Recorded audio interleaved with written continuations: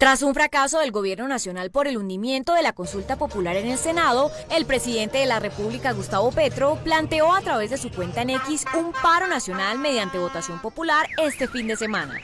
Se convocan en las plazas municipales este sábado y domingo. Allí se vota el paro nacional. El paro nacional debe ser un ejemplo de no violencia activa. No debe golpear clases medias ni pobres, ni la fuerza pública. El resultado de la votación del paro debe ser remitido a las centrales obreras. 2 días donde se reunirán simpatizantes del gobierno en plazas públicas. El lunes se me informará el resultado. El presidente obedecerá la decisión popular tomada en las asambleas municipales. La plaza pública municipal es el sitio de la convocatoria y es para decidir desde las bases. Desde China, el mandatario también anunció que radicará una nueva consulta popular, incluyendo una pregunta sobre el sistema de salud. Esta sería la pregunta: ¿quieren los colombianos seguir con las EPS o cambiar a un modelo público y preventivo? El gobierno volverá a presentar la consulta popular con otra pregunta adicional en salud, pero esta vez ya el Senado la discutirá con el pueblo en las calles y carreteras, si así lo deciden las asambleas populares en los municipios. La propuesta será enviada al Congreso, donde tendrán 5 semanas para tramitarla. 2 movimientos políticos en menos de 24 horas del presidente, en medio de una semana clave para su agenda de reformas. En diálogo exclusivo con Noticentro 1, el ministro de Trabajo Antonio Sanguino desde Santa Marta anunció detalles de la nueva consulta popular y reveló que esta sería presentada el próximo 20 de julio. Una vez se resuelvan las apelaciones en el Congreso de la República con la consulta popular y en caso de ser negada, el presidente Gustavo Petro presentará una nueva propuesta de reforma al Congreso el próximo 20 de julio. El presidente ha dicho que si este Senado, con la presidencia de Efraín Cepeda, sigue insistiendo en negar la consulta popular, la volveremos a radicar seguramente el próximo 20 de julio con las preguntas que tienen que ver con la reforma laboral, si no se aprueban en el Congreso de la República, y con preguntas referidas a la reforma a la salud, si hacen lo mismo. El ministro de Trabajo Antonio Sanguino manifestó que las centrales obreras, entre otras, se concentrarán en Bogotá este lunes 19 de mayo para defender las reformas del presidente Gustavo Petro. Tengo entendido que las centrales sindicales, las organizaciones populares, las organizaciones sociales están convocándose para el día lunes en la ciudad de Bogotá para tomar decisiones respecto a jornadas de protesta y de movilización que permitan defender la reforma laboral y las reformas sociales del gobierno del cambio. Durante el conversatorio de entidades institucionales del Magdalena, dijo el ministro Antonio Sanguino que la consulta busca recuperar derechos perdidos desde hace 25 años. Quien también se pronunció en los micrófonos de Noticentro 1 fue el ministro del Interior, Armando Benedetti, asegurando que habrá una contraofensiva por el hundimiento de la consulta popular. Después del hundimiento de la consulta popular en el Senado de la República, el ministro del Interior, Armando Benedetti, afirmó que el gobierno echará mano de todas las herramientas jurídicas para revertir la decisión sobre esta consulta. Los cabildos abiertos y el proyecto que se envía a la Comisión Cuarta del Senado está entre las alternativas. Son cabildos populares para el diálogo social y ahí se tomarán decisiones. Por ejemplo, si se acepta o no se acepta el fraude. No, al contrario, de ahí puede salir la idea de que se pongan nuevas preguntas o se metan nuevas preguntas al Congreso. Vamos a jalarle a las 3, a la mini reforma, a la apelación y a la consulta. El funcionario se mantiene en instaurar tutelas y acciones de nulidad por la votación que arrojó el hundimiento de la consulta. Yo voy a meter una denuncia penal contra Efraín Cepeda y contra el secretario general, y va a haber tutelas y va a haber también acciones de nulidad contra lo que sucedió ayer. El gobierno reitera que la reforma laboral mejora las condiciones de los trabajadores. Una nueva polémica, una nueva votación que sugiere el presidente de la República, Gustavo Petro. Desde el Congreso opinaron. El presidente Gustavo Petro, durante su alocución presidencial tras el hundimiento de la consulta popular, pidió que se reabra la votación, lo que generó diferentes reacciones entre congresistas. Por un lado, el senador Carlos Fernando Motoa señaló: queda claro que lo suyo es movilizar a punta de carreta y tratar de anticipar las presidenciales como sea. La senadora Paloma Valencia también se manifestó. Cuando un poder público le dice a otro que no le acepta sus proyectos, el presidente no puede invitar a la violencia contra ese poder público. Entonces el presidente Petro debe adueñarse de lo que le toca hacer él y dejar al Congreso hacer lo que nos corresponde. Asimismo, diferentes senadores que apoyan el gobierno firmaron una proposición que sería erradicada ante la Secretaría del Senado para que se reabra la votación, argumentando que se violaron sus derechos y se habrían presentado irregularidades. Al margen de estas opiniones, el Procurador General de la Nación, Gregorio El Hach, aseguró que se deben respetar las decisiones de la plenaria. El Procurador General hizo el llamado para que se respete la decisión del Senado tras el hundimiento de la consulta popular. Es deber de todos los colombianos, sin excepción, acatar la decisión del Senado en relación con la propuesta de consulta popular presentada por el Gobierno Nacional el pasado 1 de mayo. Es pertinente anotar que quedan abiertas vías institucionales para tramitar los temas de reforma laboral sobre los que versaba ese proyecto de consulta. El jefe del Ministerio Público hizo un llamado para que se dé tranquilidad a toda la ciudadanía. Todas las vías democráticas están abiertas y ellas deben propiciar la participación de todos los sectores interesados en los asuntos laborales. El Ministerio Público, como garante de la Constitución y de los derechos de los colombianos, desplegará sus atribuciones para que las controversias políticas se resuelvan dentro de la institucionalidad con las garantías propias de la separación de poderes, la libertad de expresión y la vigencia de la legalidad sin extremismo de ningún lado. Asegura que las controversias políticas no se deben resolver con extremismos. Quienes sí están de acuerdo con movilizaciones masivas en el país son los simpatizantes del Pacto Histórico. A través de un comunicado de prensa, el Pacto Histórico convocó al pueblo colombiano a movilizarse tras el hundimiento de la consulta popular, además a seguir de cerca el trámite de las reformas. Rodear al Congreso con movilización social para que en los 37 días restantes haga lo que no hizo en 2 años. Si se hunde la reforma a la salud, pedir otra consulta popular. Pero también invitan a mantener los comités por el sí, instalar nuevos y seguir en asambleas permanentes. Mantener y fortalecer los más de 500 municipios que ya tienen los comités por el sí.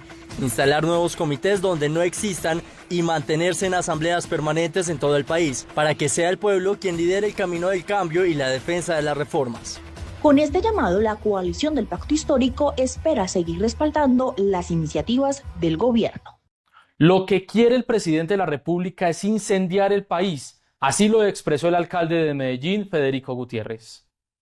Desde Medellín, el presidente de la ANDI, Bruce McMaster, habló sobre el polémico hundimiento de la consulta. Yo creo que volvemos otra vez a la conversación y nosotros desde los gremios hemos dicho que estamos, por supuesto, interesadísimos y muy dispuestos a poder dar esta conversación. Yo ya me he puesto en contacto inclusive con la Comisión Cuarta del Senado para tratar de trabajar conjuntamente en una propuesta que le dé las soluciones concretas al país. Al país no se le puede olvidar que aún si hubiéramos hecho la consulta misma no producía ninguna decisión. La consulta lo que decía, lo que hacía era decirle al Congreso que por favor estudiara el tema porque hay una gran cantidad de colombianos que quieren que se estudie el tema. El gobernador de Antioquia, Andrés Julián Rendón, y el alcalde de Medellín, Federico Gutiérrez, también reaccionaron. ¿Qué es lo que pretende? Incendiar el país, así como lo hicieron ya hace pocos años. ¿Por qué? Porque creen que están por encima de la ley, porque ellos creen que entonces las instituciones no valen. Aquí nos mantendremos firmes y vigilantes para respaldar y salvaguardar nuestras instituciones que hoy sostienen nuestra democracia. Las declaraciones fueron entregadas durante la plenaria de la Red Mundial de Justicia Electoral convocada en Medellín. Por su parte, el presidente de la Central Unitaria de Trabajadores, Fabio Arias, aseguró que lo del Senado es una provocación. En entrevista con Noticentro 1, Fabio Arias, presidente de la Central Unitaria de Trabajadores, habló del descontento que hay por el hundimiento a la consulta popular, que contenía 12 preguntas sobre el funcionamiento del sistema laboral del país. Lo que ha hecho el Senado de la República es una provocación a los reclamos y esperanzas del pueblo colombiano y ha reinado una indignación general. Entonces la alerta nuestra es, pues ahora tocará hacer acciones todavía mucho más contundentes. El presidente de la CUT hizo un llamado a participar en una cumbre social. Y en ese sentido estamos preparando y estamos convocando a una cumbre social, popular y política el próximo lunes 19 de mayo a las 2 de la tarde. Y estamos definiendo el sitio. Nosotros vamos a redoblar esfuerzos para que haya una manifestación contundente frente a ellos. Ante toda esta situación, el gobierno nacional en horas de la tarde radicó un mensaje de urgencia para la reforma laboral. Los ministros de Interior y Trabajo radicaron formalmente ante la Comisión Cuarta del Senado, donde entró en trámite y estudio la reforma laboral, un mensaje de urgencia para que avance rápidamente.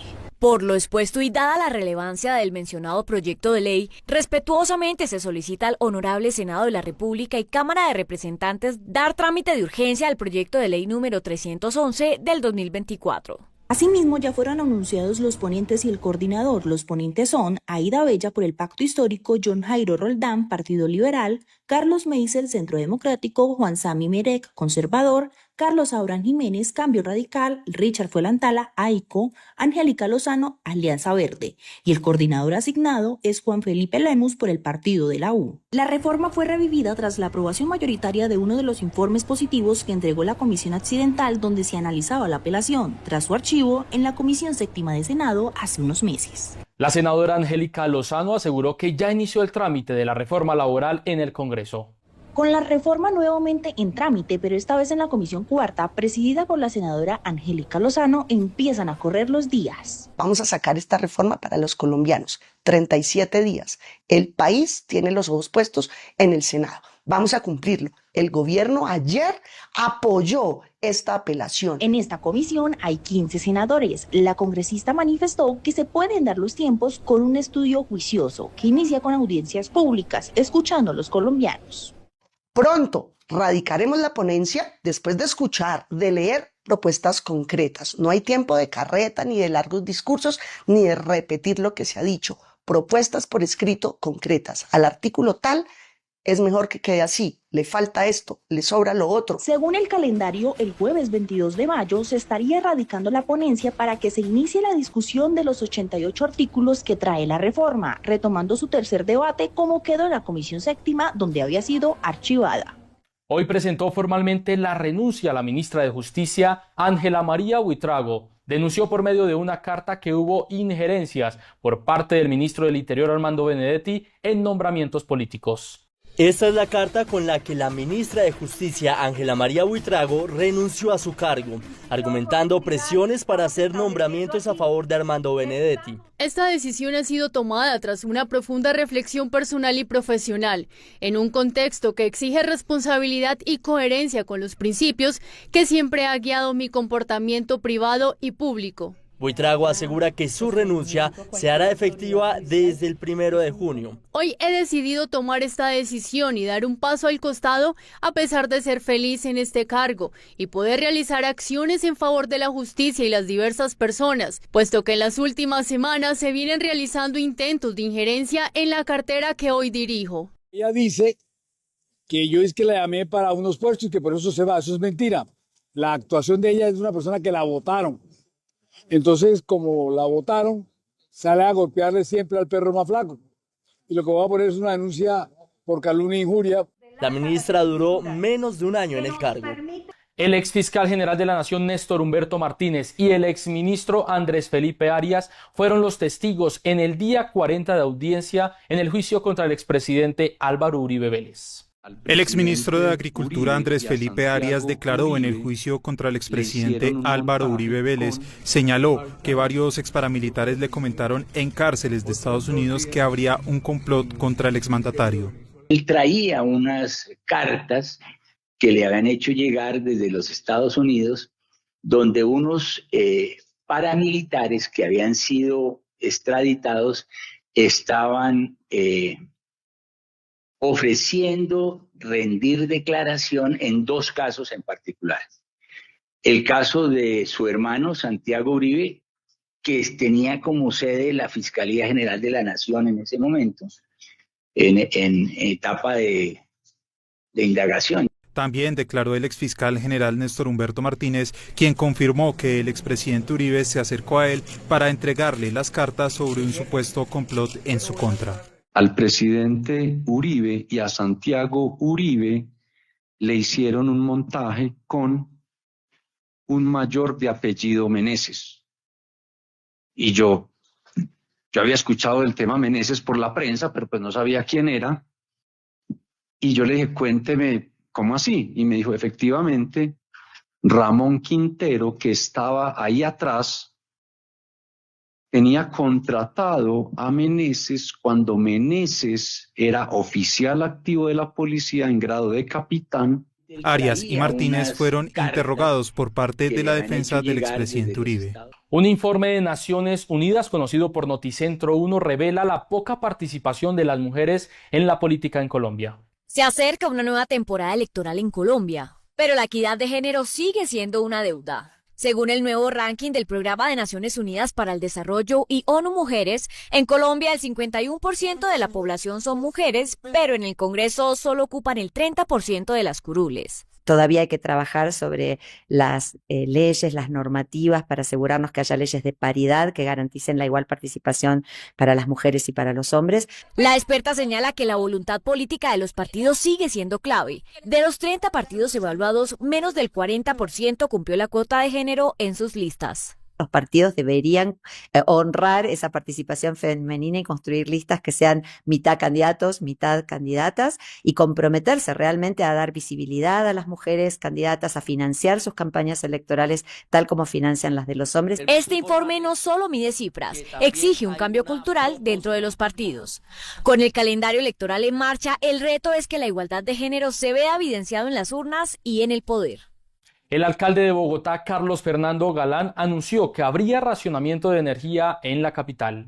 En su intervención en el Congreso Anual de Energía, el alcalde Carlos Fernando Galán alertó a la ciudadanía bogotana sobre un posible racionamiento energético. A Bogotá se le está agotando el tiempo y el riesgo de que ocurra lo que mencionó Natalia en su introducción y que ocurrió en varios países, que ocurrió recientemente en Europa, en Bogotá es creciente. A su vez le envió un mensaje al presidente Gustavo Petro. Entonces yo creo que esta discusión que tenemos que dar desde el punto de vista de Bogotá, de lo que nos afecta, los riesgos que tenemos que darlas con argumentos, con datos, con cifras, con estudios técnicos y no a veces con una ideología que lleva a que en cierta forma hagamos lo contrario de lo que decimos querer hacer. Otro acto de barbarie se perpetró en el departamento de Arauca. Un policía fue asesinado por parte de un francotirador. No cesa la violencia contra la fuerza pública. En el municipio de Saravena, en el departamento de Arauca, fue asesinado un policía identificado como Gustavo Adolfo Martínez. Según conoció Noticentro 1, se trató de un ataque con arma de largo alcance por parte de un francotirador.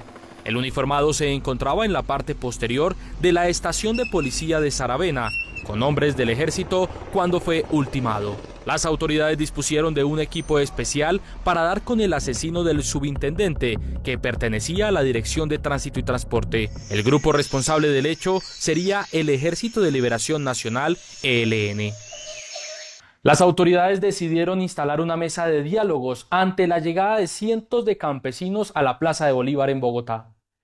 En Bogotá, representantes de comunidades campesinas, indígenas y afrodescendientes se asentaron en la Plaza de Bolívar para exigir un diálogo con el gobierno y exponer los desafíos territoriales y de seguridad que enfrentan en sus regiones. Hoy estamos aquí movilizados campesinos de diferentes departamentos.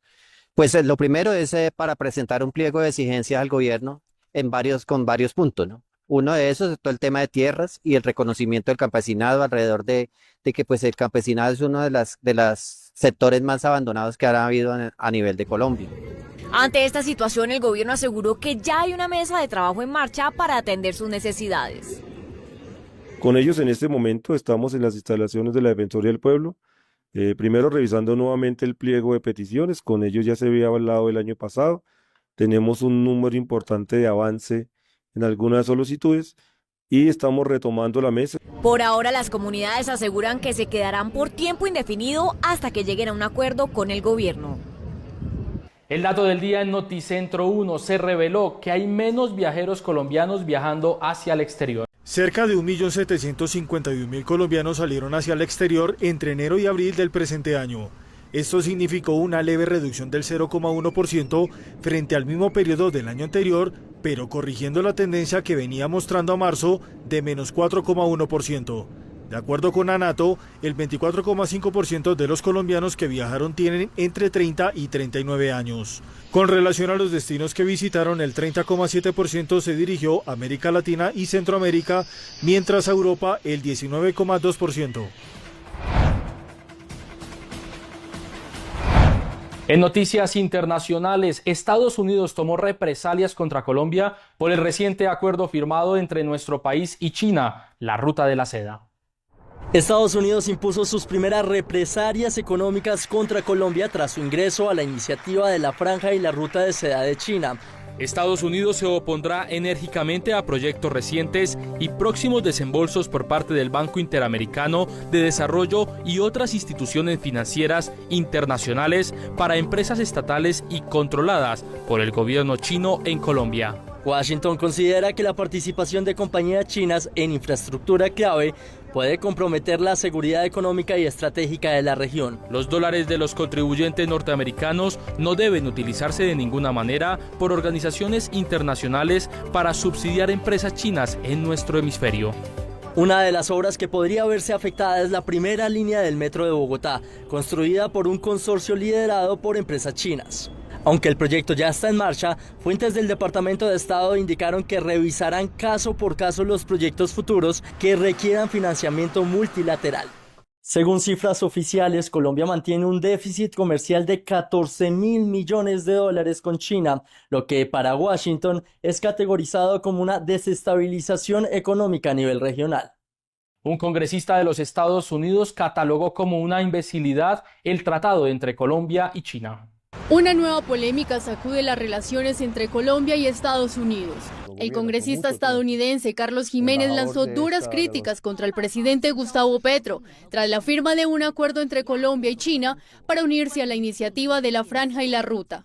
La imbecilidad de Gustavo Petro no tiene límites. Qué pena nos da por nuestros hermanos colombianos que tienen a un drogadicto en la presidencia, vendiéndole al país a los chinos comunistas y ladrones. El acuerdo ha generado preocupación en sectores políticos y económicos, especialmente en Estados Unidos, que ve con recelo la creciente influencia de China en la región.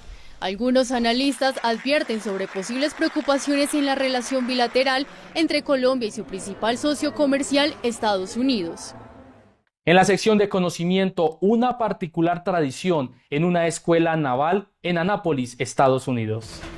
La sección de conocimiento es... Se llevó a cabo el evento anual de escalado del obelisco del Centro de Entrenamiento de la Escuela Naval de los Estados Unidos, buscando que los participantes ubiquen en la punta de el kepis del uniforme. La actividad existe desde 1950 y este año reunió a cerca de 150 estudiantes, quienes, ayudados entre sí, buscaron superar el obstáculo principal, el jabón con el que fue cubierto el monumento de 6 metros de altura, esto para darle el grado de dificultad.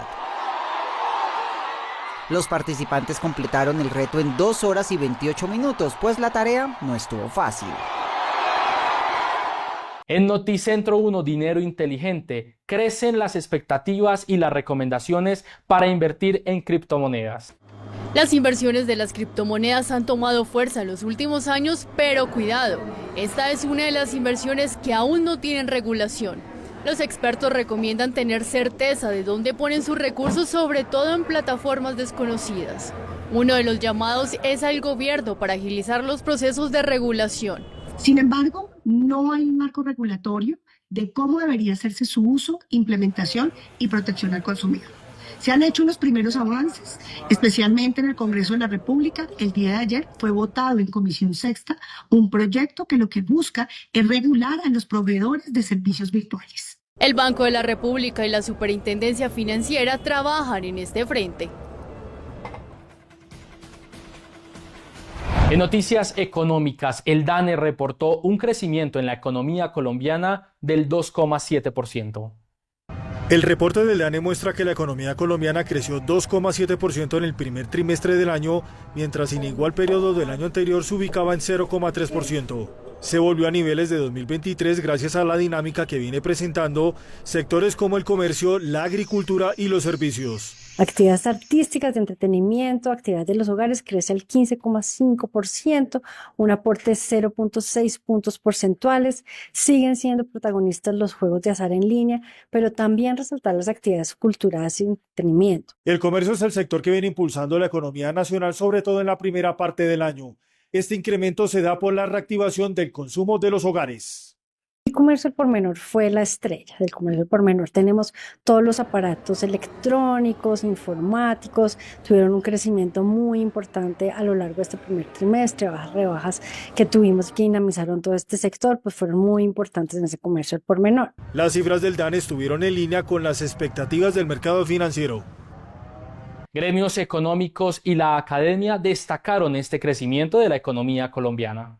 Los gremios destacaron las cifras del crecimiento de la economía nacional relevadas por el DANE. La agricultura fue uno de los sectores que más creció, en especial por la trilla del café. Otras ramas de actividad presentaron positivas cifras. La estabilidad relativa en los costos de los insumos, tanto para los agricultores como para los productores de proteína de origen animal, también son vientos favorables para ese desempeño que evidencian las cifras del DANE. Fedesarrollo también resaltó las cifras, aunque advirtió que se mantienen los riesgos sobre la economía. Una economía que crecerá cerca del 2,6% en el año completo, con unas menores tasas de interés por parte del Banco de la República, una menor tasa de inflación que debería estar por debajo del 5%, pero por supuesto con riesgos, tanto en el frente interno como en el frente externo. Para el cierre de año se espera un crecimiento de 2,6%. El gobierno nacional anunció un nuevo proyecto energético para el país. El gobierno nacional anunció un proyecto de ley con el fin de transformar el sector eléctrico en el país. La iniciativa, que se llevará al Congreso de la República, buscará medidas sobre la opción tarifaria, que es la deuda de los usuarios que se generó en pandemia. Además, la estratificación del servicio y la conformación de la Comisión de Regulación de Energía y Gas. Esperamos que también se vinculen los usuarios, a los trabajadores en el sector de la energía, solo por poner un ejemplo. Los asuntos de la energía, que antes, como lo hemos señalado, se discutían solamente en recintos cerrados y en medio de aparentemente un lenguaje técnico, se vuelvan públicos. Para ello, el funcionario invitó a todos los actores del sector para la construcción de dicho proyecto. Queremos invitarles a seguir conversando sobre las apuestas alrededor de nuestro programa de gobierno y el Plan Nacional de Desarrollo. Esto alrededor de la transición energética, de lo que hemos denominado en este gobierno la democratización de la energía, donde ponemos al usuario en el centro del sistema eléctrico del país. El gobierno ratifica su compromiso de seguir avanzando en la transición energética del país. En Noticentro 1 es la hora de los indicadores económicos para este jueves 15 de mayo. La tasa representativa del mercado que regirá para mañana viernes será de 4.196 pesos con 66 centavos. Los profesionales del cambio compran la divisa en promedio en 4.110 pesos y la venden en 4.150 pesos. Un euro cuesta 4.681 pesos con 70 centavos. La libra de café en Nueva York se cotizó a $3 con 75 centavos. El precio interno se cotizó a 3.072.000 pesos la carga. El barril de petróleo WTI se cotizó en $61 con 70 centavos. La referencia Brent para Colombia se cotizó en $64 con 64 centavos. El índice de capitalización de la Bolsa de Valores de Colombia bajó 0,67% a 1.666 puntos. Personaje.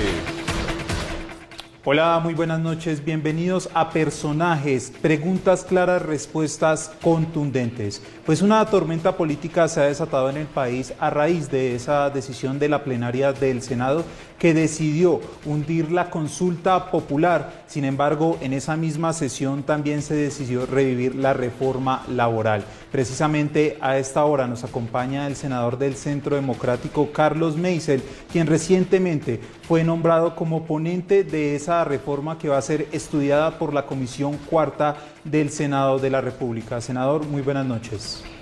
Hola, buenas noches, un placer saludarte, César. Un saludo a Esmeralda y por supuesto a los televidentes. Bueno, senador, arranquemos con lo más nuevo sobre este tema, y es que ya hay ponentes para esta discusión de la reforma laboral que se revive luego de que la Comisión Séptima la hundiese previamente. Bueno, ustedes como oposición, ¿cómo ven que esa reforma sea discutida nuevamente en el legislativo? Bueno, mire, lo primero es que esto está recién salido del horno. Yo creo que es el primer espacio que tenemos como ponente. Acabamos de decidir esto en Comisión Cuarta. Lo segundo es, mire, estamos frente a una gran oportunidad de país que hay que afrontar con mucha responsabilidad. Ojalá para no desaprovechar o hacer todos los intentos por no desaprovechar esta oportunidad de entregar una reforma laboral que le sirva al país. Una reforma laboral que busque la generación de empleo, que incentive la contratación de jóvenes y de personas que están en edad de prepensión, que son los dos segmentos, digamos, que más difícil tienen acceso hoy al mercado laboral. Una reforma que no obstaculice el emprendimiento. Una reforma que genere condiciones para que el mercado laboral se dinamice. Este país lastimosamente encabeza la lista de los países con más informalidad en la OCDE. Senador, precisamente ayer en esa votación con la que se revivió esa reforma laboral, pues veíamos a varios congresistas de la oposición votando a favor de esa postura. Incluso ustedes desde la oposición estarían dispuestos a hablar pues con el ministro del Interior, el ministro de Trabajo y pues la bancada de gobierno pues para hacer una reforma laboral que pues logre pasar esos dos debates en estas 6 semanas que quedan de legislatura. Pero es que mire, llevamos 3 años diciéndole al gobierno lo mismo. El problema es que el gobierno no escucha, no tiene la voluntad de llegar a consensos. Nosotros desde julio del 2022 le hemos dicho a Petro, venga, aquí estamos para lo que usted quiera hacer que sea bueno, y también nos va a tener en contra para lo que usted pretende hacer que sea malo. Y así hemos intentado hacer con la salud, pero no escuchan. Con lo laboral, ellos pasaron en Cámara con sus aplanadoras la reforma que ellos quisieron, y cuando llegó a Senado también intentaron hacerlo, entre otras cosas con unos escándalos que después se están viendo de los métodos que estaban usando. Pero aquí estamos todos plenamente conscientes del problema que Petro metió al país con este tema de la consulta laboral, porque en la confrontación de la sociedad es donde Petro identificó el método perfecto para no responder por los fracasos de su gestión y por los malos resultados que tiene su gobierno. Entonces es muy importante aclararle eso a la ciudadanía y el por qué se negó una consulta que era totalmente innecesaria, con unos recursos que hoy no sobran y que por lo tanto hacen falta, que rondan alrededor del billón de pesos, y que de alguna u otra manera el texto tenía que volver al Congreso de la República, dicho por las palabras del mismo Benedetti y dicho por la misma ley y la misma Constitución, además. Entonces, vemos con mucha tristeza que el gobierno, de una manera mediocre e irresponsable, haya puesto al país en esta situación. Ahora, pasemos la página. ¿Qué es lo que no podemos nosotros aceptar? La actitud del gobierno hoy, diciendo que perdieron por trampa, cosa que es mentira. Nosotros hemos perdido y no ha pasado nada, y no hemos llegado a la parálisis de este país, y no hemos salido a destruir o a intentar bloquear el dinamismo que tiene que tener un país en paz. Yo creo que este es el primer presidente en el mundo que llama a la parálisis de su propio país. Precisamente, pues yo creo que la noticia política del año pues fue ese hundimiento de esa consulta que se dio ayer en la plenaria del Senado, senador. Pero precisamente le quería preguntar por esos señalamientos que está haciendo el presidente Gustavo Petro y el ministro Armando Benedetti sobre un presunto fraude en esa votación. Ustedes desde la oposición, ¿cómo ven esas acusaciones que se está haciendo desde el Ejecutivo? Mire, muy peligrosas. Nosotros hemos perdido votaciones. Nosotros estábamos en contra de la reforma pensional. Hicimos todo lo posible por hundirla. Y si quieren, abrimos el debate sobre eso. Hicimos todo lo posible por hundirla porque no le conviene al país, y perdimos. Y nosotros no salimos a decir que lo hicieron de una manera fraudulenta. Ellos tuvieron la oportunidad de asistir. Hablan que no se le dieron las condiciones a la doctora Peralta. Perdón, todos sus compañeros de la Comisión Séptima que se ausentaron del debate de la apelación tuvieron tiempo para votar y de sobra. Todos los que votaron que sí y los que votaron que no. Así que no me vengan con el cuento chino que esta señora no tuvo el tiempo para llegar a votar. ¿Dónde estaba? No tengo ni idea. Ahí acabo de ver un video, ellos pidiendo que se cerrara la votación cuando iban ganando la doctora Ramírez de Comunes. Entonces, miren, hombre, seamos gallardos, pienso yo. En la democracia se gana y se pierde, pero no puede ser que cuando se pierde uno sale a alegar que fue con trampa. Bueno, senador, ya la última pregunta que le hago y tiene que ver con esos tiempos tan apretados. Usted pues dice que desde el Centro Democrático y desde la oposición tienen varias preguntas, como propuestas para fortalecer esa reforma laboral o para modificar algunos aspectos. Pues ¿usted cree que en esos tiempos tan ajustados sí se va a lograr estudiar todos esos aspectos que usted está mencionando y pues los que incluye la reforma laboral? El reto es grande, pero por lo menos tenemos voluntad y un cronograma que el país se va a dar cuenta que estamos trabajando. Tenemos 5 semanas, los tiempos dan, después que aquí se cumpla y todo el mundo se ponga juicioso a trabajar y que nadie entorpezca esto, para poder, repito, darle una respuesta al país y al mismo Congreso, pero primero al país sobre la necesidad de poder estudiar y aportarle una reforma que le sirva al país, a la generación de empleo, a bajar la informalidad, a fortalecer emprendimientos. Esa es la ruta que nosotros queremos llevar. Bueno, senador Meisel, muchas gracias por acompañarnos esta noche. Era el senador del Centro Democrático y recientemente nombrado como ponente de la reforma laboral que será analizada por la Comisión Cuarta. Buenas noches, senador. Un abrazo a todos. Chao. Y precisamente escuchábamos a la bancada de oposición, pero a esta hora también nos acompaña la senadora del Pacto Histórico, Esmeralda Hernández, quien hace parte de la bancada de gobierno. Bueno, senadora, lo primero que le quiero preguntar es por la pregunta con la que terminábamos con el senador Meisel. ¿Ustedes creen que en esas 5 semanas que le quedan al legislativo se logre aprobar esa reforma en la Comisión Cuarta? Bueno, César, un saludo para ti, buena noche, para el senador Meisel y para la ciudadanía que nos ve, que nos sigue hasta ahora. Pues bueno, yo creo efectivamente que lo que sucedió ayer fue simplemente una jugada, una trampa, y que quiero hacerte como un recorrido para llegar a responder tu pregunta.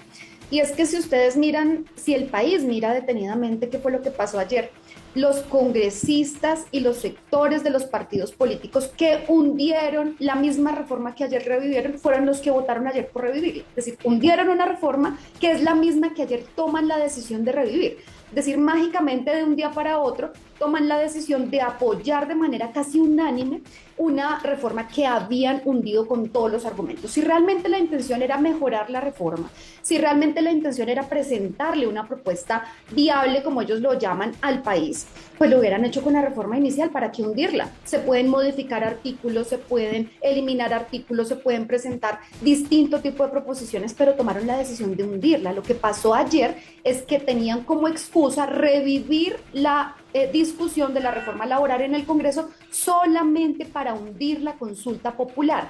Y allá voy a tu pregunta. ¿Qué pasa con la reforma en este momento? Estamos a 5 semanas de que se termine la legislatura y de que se termine la posibilidad de aprobar la reforma laboral. Tenemos que surtir los siguientes trámites. Un debate en la Comisión Cuarta, que ahorita quisiera que hablemos de lo que sucedió con la designación en la Comisión Cuarta, que no va a ser un debate para nada sencillo. Luego el debate en la plenaria, que como ustedes han visto es una cosa muy compleja y entre uno y otro tienen que surtirse unos términos de procedimiento y unos tiempos legales, pero además de eso tiene que surtirse el tiempo de la conciliación y el procedimiento de conciliación. ¿Qué significa eso? Que se unifica el texto de Cámara, el texto de Senado y tiene nuevamente que someterse a votación tanto en la plenaria de Cámara como en la plenaria del Senado. 4 debates en 5 semanas. Precisamente usted menciona el tema de las jugaditas. El presidente Gustavo Petro y el ministro del Interior Armando Benedetti precisamente hablaron sobre trampa en esa sesión que tuvieron ustedes ayer en la plenaria del Senado. ¿Usted también considera que hubo trampa, senadora? Pues es que mira, la trampa no solamente es voltear números. ¿Qué pasó? El día martes duramos más de 7 horas debatiendo la consulta popular. Y se tenía, pues por supuesto, el compromiso y la lógica, lo que nos dice, se cierra un debate, pues se vota lo que se debatió. Ayer debía debatirse en el primer punto del orden del día la consulta y mágicamente aparece que modificaron el orden del día para meter primero la votación de la apelación porque ellos sabían que la excusa era revivir la reforma laboral y con eso tenían el argumento para hundir la consulta popular. Esa es la primera trampa. La segunda trampa es que una vez se vota la apelación después de, no sé, 5, ya no recuerdo, 6 horas de discusión en la plenaria, ni siquiera anuncian el siguiente punto del orden del día, obligatoriamente y por reglamento tiene que anunciarse que se abre la discusión, que se cierra y que se somete a votación. Eso no se hizo. Abre de manera intempestiva la votación y la votación dura abierta 2 minutos 12 segundos. Solamente le dieron 2 minutos 12 segundos a los congresistas para que pudieran votar una de las decisiones más importantes y trascendentales del país, es decir, de lo que está discutiendo hoy el país entero. Entonces cierran la votación cuando ven que tienen mayoría, una mayoría pírrica por decirlo menos, de 2 votos y no permiten una situación que es absolutamente irregular. Cuando se apela una decisión de la mesa directiva, ahí mismo la mesa directiva tiene que atender la apelación. Ayer solicitaron, está grabado, está en todas las sesiones, las apelaciones que solicitó María José Pizarro, que solicitó León Freddy Muñoz y varios congresistas y no se les permitió. El senador Efraín Cepeda de manera arbitraria toma la decisión de levantar la sesión plenaria sin tramitar los recursos que se habían solicitado. Díganme si eso es o no irregular. Senadora, ha habido muchas críticas en redes sociales porque precisamente 2 senadores de su bancada pues no asistieron a esa votación. Una de ellas, la senadora Marta Peralta. ¿Ustedes consideran que de pronto hubo alguna falta por parte de sus compañeros? Y para ahondar de ese tema, ¿qué se discutió en esa reunión que tuvieron ustedes ayer en la Casa de Nariño, pues hablando sobre ese tema? Pues bueno, lo primero que hay que decir es que el senador Richard Fuenlantala ha sido claro desde siempre. Él no es de la bancada de gobierno, él se ha declarado en independencia y nosotros teníamos claro que él no iba a votar la consulta popular. Es decir, este es un voto que no se le debe achacar al pacto histórico. Y lo segundo, con la senadora Marta Peralta, lo que ella ha argumentado es que se retiró para un impedimento. Yo realmente no tengo claro los tiempos y que cuando se abre la votación, que te digo, además, como no se anuncia ni se cierra la discusión, pues queda una confusión. Solamente lo teníamos claro quienes estábamos dentro del recinto y no se da el tiempo suficiente para que todos los congresistas puedan entrar a votar. Eso fue lo que sucedió con la senadora Marta y entiendo que hoy está interponiendo una acción, un mecanismo de tutela para que se le salvaguarde su derecho a votar, su derecho a la participación política, su derecho al debido proceso y demás. Eso fue lo que sucedió. Ahora, ¿cuál es la ruta, digamos, y cuál ha sido la discusión que se dio ayer en la reunión de bancada? Lo primero, pues, es verificar todos los mecanismos legales para intentar que se reabra la votación, una votación que fue por demás irregular. Y agotar, digamos, todas las vías legales. Lo que sigue, digamos, a mi criterio, y que también lo que expuse y lo planteé en la reunión de bancada, es que, bueno, hoy hay un escenario, yo siento que no hay que mostrar tampoco como una derrota este tema, porque ayer nosotros teníamos a la oposición entre la espada y la pared. O votaban la consulta o revivían la reforma. Ellos mismos votaron en contra de ellos mismos reviviendo una reforma que ellos ya habían hundido. Eso es un logro, eso es una victoria para el pueblo trabajador y para el gobierno nacional. Entonces ahora tenemos que concentrarnos en intentar sacar la reforma, pero una reforma buena, una reforma de fondo, una reforma estructural. Eso es a lo que yo le apuesto y ahí le compro la tesis al senador Meisel. Si tienen el interés de verdad que haya una reforma buena, pues saquemos una reforma buena y demos la discusión en estas 5 semanas. Lo que yo realmente creo es que eso no va a pasar, es que o se hunde la reforma o no sale una buena reforma. Entonces vamos a jugarnos todo, yo creo que ese es el camino a recorrer y si definitivamente se corrobora la estrategia que nosotros hemos venido denunciando, pues saldremos a las calles, saldremos a intentar de nuevo que sea el pueblo el que pueda tomar la decisión final. Senadora, muchas gracias por acompañarnos en esta noche en Personajes Canal 1. No, a ustedes muchas gracias, un saludo al senador Meisel de nuevo y a la ciudadanía y bueno, aquí estamos listos, firmes para trabajar en esa reforma que ojalá se diera por el bien del pueblo y del país y si no, pues para seguir, esto nadie nos dijo que era fácil, pues seguiremos de la mano de la gente. Senadora, muchas gracias y buena noche. Pues tras escuchar a la oposición y a la bancada de gobierno, ahora la pregunta es para ustedes. ¿Ustedes creen que el gobierno nacional logrará la aprobación de la reforma laboral en las 5 semanas que restan de legislatura? Es la pregunta que podrán contestar a través de nuestras redes sociales y nuestra página web. Continúen en Noticentro 1. Resultados al sondeo de ayer. ¿Cree usted que a la hora de elegir el próximo presidente de Colombia se debe priorizar la coherencia y los valores personales? Sí, 94%, no 6%. Margarita María Moreno es una montañista y atleta colombiana de alto rendimiento que busca hacer historia en el monte más alto del mundo, el Everest. Desde la pared Lhotse, en camino al monte Everest. Mis compañeros, estamos aquí iniciando el ascenso a la pared como parte de la aclimatización a la montaña. Lleva 23 días de ascenso acompañada por su equipo y se prepara para alcanzar los 8.848 metros del monte Everest, considerado el mayor desafío en la carrera de cualquier alpinista. Hasta ahora lo más difícil de la montaña ha sido la primera rotación en campamento 2, porque no pude dormir. Y el otro día tenía que seguir escalando y bueno, realmente necesité descanso. Si lo conquista, Margarita se convertirá en la primera mujer colombiana en completar las 7 cumbres, el reto más emblemático del alpinismo internacional.